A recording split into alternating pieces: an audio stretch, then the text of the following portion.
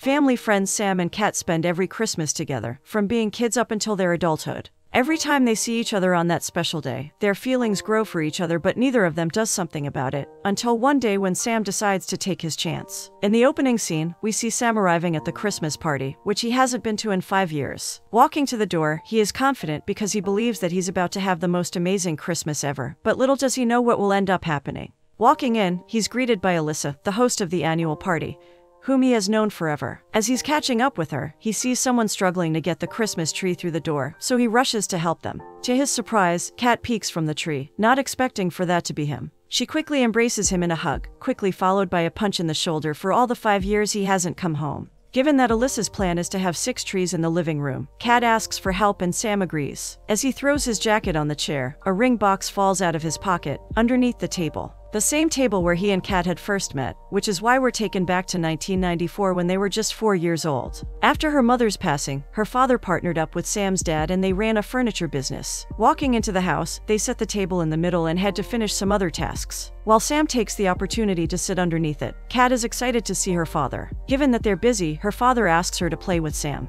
While Sam is drawing, she joins him underneath the table and they become close immediately, with both of them falling asleep next to each other. Her father watches with worry as a young Alyssa advises him not to. Skipping some years ahead, we're taken to when they were just 10 years old. Snatching the cake from the table, Kat manages to sneak it underneath the table, where they devour it. Coincidentally, the cake had rum strong enough to get them drunk, one of the many troubles they've done. By the time they're 13, Sam gathers the courage to confess his feelings for her. After thinking about it for a while, he sits next to her on the bed, and as he leans in for a kiss, she stabs his leg with the fork beside her. Just 5 years after the incident, we're taken to a Christmas Eve party where he doesn't talk to her. Kat's father encourages her to talk to him first, and as she does so, Sam reminds her that they're not talking to each other. He proceeds to list all of the bad things she's done to him, like the scar he has on his leg because of her dare, and the fact that she dated 3 of his friends. Kat doesn't hold back. Instead, she decides to give him a taste of his medicine. Mentioning his prom date, she asks him how his date liked all of the things he did, and how his bully had stopped bullying him. Sam's eyes widen as he realizes that she was the one that helped him, without him knowing.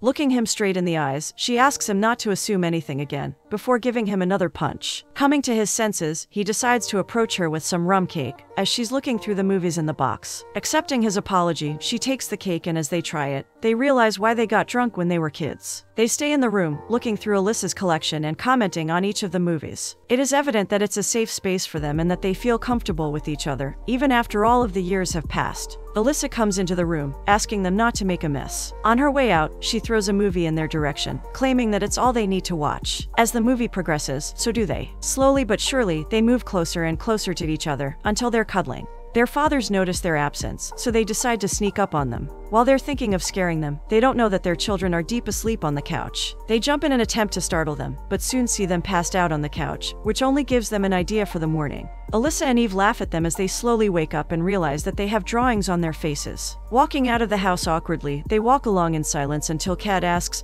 whether he's coming back next year. Both of them realize that their attendance is dependent on their relationship, so they agree to come the following year and try to keep the tradition as long as possible. Year after that, at age 19, the teens get together once more and hang out like they don't just see each other once a year. Like all the time, Sam is complaining about Kat doing something to him. In this instance, how she is responsible for him losing his sense of smell. Ashley, a family friend, finds him rather annoying, so she decides to leave the table. Safe to find out, he asks Kat whether she has a boyfriend and she informs him that she's newly single. Changing the subject, he touches his nose as part of the game they're playing. Kat touches her nose last, so she's challenged to drink her juice all at once. Their next Christmas turns into a war, as the boys compete against the girls in a snow fight, indoors. As the chaos is unfolding, Alyssa opens the door to see the room trashed. Instead of getting upset, she takes out the brush and the broom and hands them to the adults to clean up the mess. At their legal drinking age, Sam and Kat find themselves bored at the dinner table, so they make a plan to sneak out without being noticed. Slowly, they duck underneath the table and take the long path. After smelling funky socks and dealing with everyone's feet while listening to a corny joke Sam's trying to finish, they finally make it to the other side and sit at the kids' table. Turning 22, Sam thinks about returning to the town and taking some time off. His father reminds him of his achievements in the city and asks him not to do so. Not wanting to listen, he assures his father that he can make his own decisions, given that he's a grown-up now. His father realizes that Sam wants to sacrifice his career for a woman, so he tells him that it can be a dangerous thing. Sam decides to share his idea with Kat, given that she's the reason he's staying.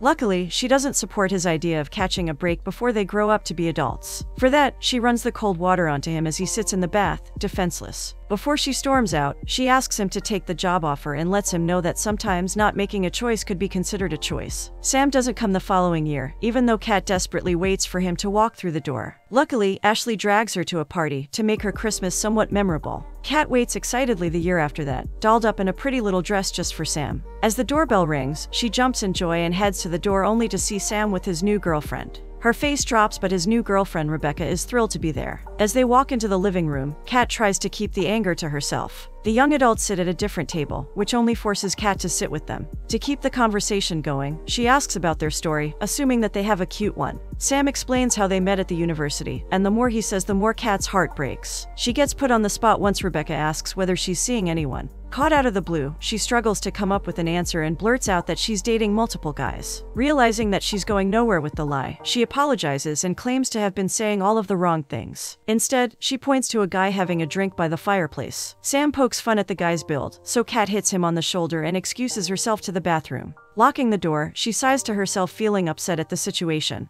After fixing up, she heads to the living room and sits at the table by herself. Alyssa approaches her and suggests they share a drink upstairs. They head to her library, a place no one has visited. Alyssa hands her the book Great Expectations, a story about a girl falling in love with the wrong guy who steals from her on their wedding day. Heartbroken, the girl stops the clock in her house at the exact time she finds out, and continues to wear the same lacy dress for the rest of her life, refusing to go outside until she becomes nothing. Kat's eyes fill with tears as she listens to the story, so Alyssa hands her a shot. Returning to the topic, Alyssa lets her know that she has experienced that type of pain. When she first saw her mother with her father on Christmas Eve, she wanted to hate her, but she saw how happy he was. Kat slowly realizes that time has stopped on Christmas for Alyssa, which is why the Christmas lights are on all year, similar to the book. Before she returns to the party, Alyssa lets her know that there are a lot of people in the world just like the lady in the book, motivating her not to be one. Gathering the courage, Kat tells herself that she's not like that lady and taps the guy on the shoulder. She asks him to go somewhere, and we see the same guy at the Christmas party the following year. He's talking about the engagement and how great it had been.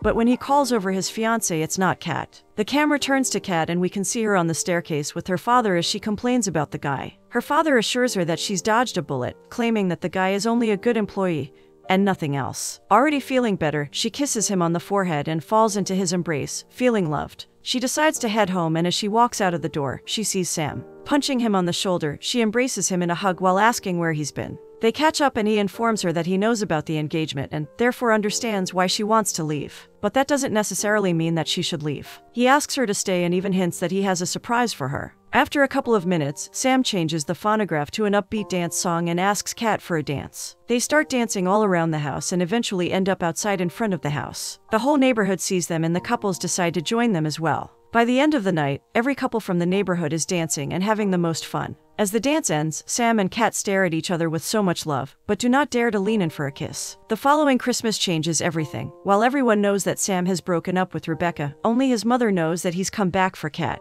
Sitting at the table, bored out of their minds, the childhood best friends decide to sneak out and have some fun of their own. As they walk along the sidewalk, they talk about life and Kat reveals that she knows about his breakup. Not saying much about it, he complains about being cold and suggests they go back. Knowing that she'll have to listen to the awful karaoke singing, she suggests they share the jacket. He gets in first and she goes in front of him. Zipping up the jacket, Sam starts fooling around, making her laugh. As they continue their walk, he asks about her dating life, but she assures him that it's nothing serious. Arriving in front of Kat's warehouse, she takes out the keys and tries to open the door, but Sam decides to play around. As they enter, Sam compliments the look of the warehouse but asks for her cubicle. Smiling, she motions for him to follow her as she takes him to her table, located among the chaos. Looking around, he is amazed at the craft she's done and can't believe that she's built chairs and furniture. She doesn't take it lightly, claiming that she's not just some girl who works in an office, and even informs him that her craft gets shipped all over the world. He realizes that she's right, but still claims for her to be a small-town girl.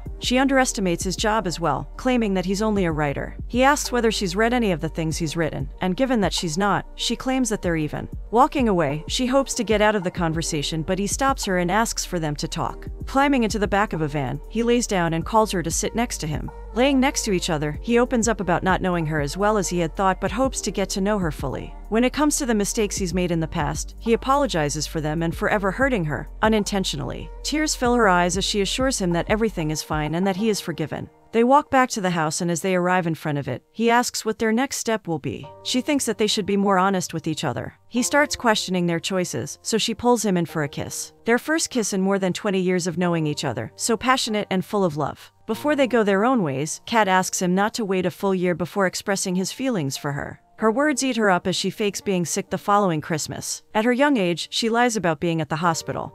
But Sam doesn't seem to believe her. While at the party, he calls her and asks for a photo, as proof of how sick she is. Hanging up quickly, Kat messes up her hair and puts some makeup on to look like she's not well. Snapping a photo, she sends it to him thinking that she's gotten herself out of the trouble, but Alyssa gets on the phone, totally busting her plan. Later in the evening, Sam calls her to get the truth. She admits in the end that both of them have separate lives, far away from each other. He tries to convince her otherwise, but she knows that they only get to see each other once a year. Thinking that it will help ease the tension, Sam suggests they get off their chest truly what they think of each other. He says something harmful, taking her aback, but she asks him to continue. He calls her warehouse a troll workshop and even attacks her attachment to her father, claiming that it's not normal for her to be around him so much, especially at her age. She fights back, letting him know that it's not normal to ignore his parents as well. Having had enough, he hangs up the call and decides to drive straight to her house. As he's driving, she calls him back to let him know that he cannot hang up the call on her. He asks her to say everything she has to say in his face, not letting it be her way for the first time. She asks him to return, but he wonders what she's so afraid of. Seeing him pull up into the driveway, she turns off her lamp and is afraid to go out. Instead, she calls him as he stands in front of her door. Once again, she asks him to go home, assuming that it's all just a game to him. He assures her that she's the only person he comes back for, but she cuts him off and says that it doesn't matter because he ends up leaving every year. She attacks him for being a college boy, claiming that his intelligence is not as high as he presents it to be. A couple of days back home and he'll show his true face is what she believes. Mentioning his 6 jobs in the past few years, she is convinced that he's only a pretty face, dumb enough to let perfect Rebecca go away. Assuming that she's only his safe choice, she asks him not to rely on her anymore and to go back to the city. He tries to say something awful, but stops, knowing that he'll hurt her feelings. Wanting to hear what he has to say, she begs him to be honest with her, so he lets it all out. He tells her that she's so attached to her father that she's blocking his happiness. When she walks to her mother's grave, the only thing she thinks about is where she and her father would lie. He lets her know that she's only playing the deceased mom card to get sympathy from her father. Crawling down to the floor, Kat starts to sob to herself, shocked by the harsh words. She quickly hangs up and he realizes what he had just said. Knocking on the door profusely, he begs her to open, but she tries to shut the world off. "I'm so sorry," is what he whispers to himself while he pulls out a box with an engagement ring in it. Things should have gone differently and he's sorry that they haven't. We're taken to the present day, Christmas Eve, where everything changes for the better. After helping with the Christmas tree, Sam taps Kat on the shoulder and asks to speak to her later. Feeling his pocket, he realizes that the box isn't in it, so he starts to panic. He starts looking for it, until finally, he sees a child playing with it. He retrieves the box and heads to the table where Kat is entertaining a small girl. He asks about her and she reveals that it's the child of her ex, who she's a godmother to. He's at a loss for words, so he lets her know how astounded he is by her. Mentioning the Christmas cards, he admits to them being a sort of apology from him and even asks her to take a walk with him. She assures him that his apology is accepted and that there's no need for him to do anything more. Given that she had 5 years to repeat the words he told her that night, she admits that they've helped her to take chances. Pulling out a red ring box, she sets it on the table and asks whether she should take the risk. There is a great man in her world who clearly needs help to get the thing he most wants, and she thinks that a push from her will get the job done. Thinking that the great man in her life is him, he assures her that she's right, mentioning that happiness is on strike. Thanking him for the encouragement, she gets up and walks away, leaving him dumbfounded. In the office, she invites Alyssa first, and as she sits down she lets her know how much she loves her. Going over the many things she's done for her, she fills her in on her appreciation and admiration for her. At the end of the day, she considers herself to be her second mother, which is why she wants her to be happy. There's a knock on the door as they're talking, so Kat asks her to chug the drink she made for her in the meantime. Just outside the house, Ashley and Sam talk over his plan to propose to Kat. Both of them agree that it was a terrible idea to begin with. Back at the office, Kat's father walks in, so she asks him to sit next to Alyssa. Getting down in front of them, she remembers Sam's words and how they made her realize that she was standing in the way of her father's happiness. Taking their hands, she asks her father in Alyssa's name whether he'll marry her, and he gladly says yes. Tears fall down their eyes as their love finally gets a green light from Kat, so they share a passionate kiss that makes Kat leave the room. Losing all hope, Sam decides to head home and he lets his parents know. His mother invites him for a walk and they leave before Kat has a chance to find him. Not seeing him in sight, she asks Ashley where he is and she lets her know that he left as someone had to talk some sense into him. Luckily, Alyssa hands her the keys to the workshop, informing her that she needs to see something. As Kat heads her way to the workshop, Sam and his parents take a walk there. He thinks that he's just not capable of rewiring himself, something that his dad had said to him at a very young age, and that there's no chance that he'll end up with Kat. Parking her car, Kat walks to the entrance where she sees pink-colored crayons leading the way into the warehouse. Curious, she follows the oath only to see a horse made out of cardboard. On the walls of it, a map of where the actual house Sam had bought for them. Inside, a cozy home where the both of them can be creative on their own and together. She stares in awe as she walks around the halls of the house, seeing that every corner has its own significance. While she's amazed at the house, he tells his parents about his plan to live with her and build something big but is sure that there's nothing of it. Luckily, his mother manages to convince him otherwise. She assures him that Kat is the one, the only one since the beginning. As Kat reaches the end of the house, she realizes that she needs to fight for her love, and so does he. While he runs off to find her, she rushes to her car and tries to get a hold of him. He returns before her, so he sets up something special for her. As she walks back into the house, she prepares herself to look for him but is surprised at the silence in the house. Nothing but the old table where she and Sam had first met stood in the living room, covered with a white sheet. Lifting up the sheet, she sees him underneath the table, so he asks her to join him. As she makes herself comfortable, she begins to question him but he only asks her to listen. He tells her that he has been, is, and will be in love with her forever. Finally, he asks her to build a life with him, to share her happiness with him, and of course, to become his wife. With tears of joy, she says I do and they share a sweet kiss. He breaks off the moment to say a corny joke, but they go back to kissing after laughing about it. All of a sudden, many voices can be heard congratulating them on the proposal. Kat realizes that they've had an audience all along, so she punches him on the shoulder, for the first time as an engaged couple. Everyone celebrates as the house is filled with love and joy, every couple enjoying their partner's presence. Finally, Alyssa calls the lovebirds for one last quest. Letting them stand in front of the house, she says that it has been Christmas for too long. Walking over to the plug, she says goodbye to the lady in the book, ready for love to fill the house. Before she turns off the lights forever, Kat asks Sam to make a wish. The lights shut off after many years, symbolizing a new beginning at the end.